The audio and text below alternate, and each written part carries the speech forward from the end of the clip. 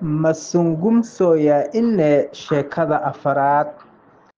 Leo ni siku gani? Maanta waa maalintee?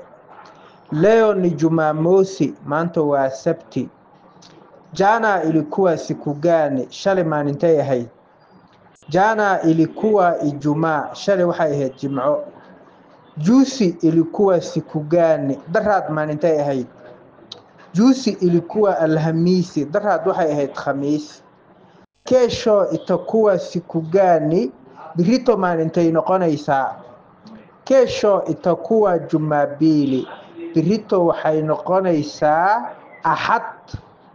Kesho kutwa itakuwa siku gani? Biri dambe maalintay noqonaysaa? Kesho kutwa itakuwa Jumatatu, biri dambe waxay noqonaysaa Isniin.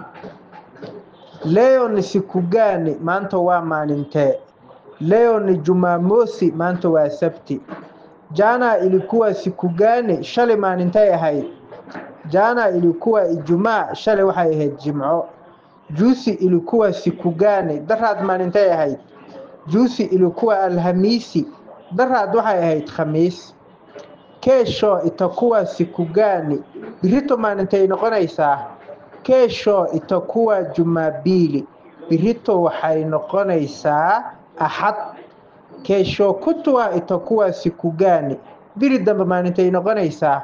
Kesho kutwa itakuwa Jumatatu, biri dambe waxay noqonaysaa Isniin.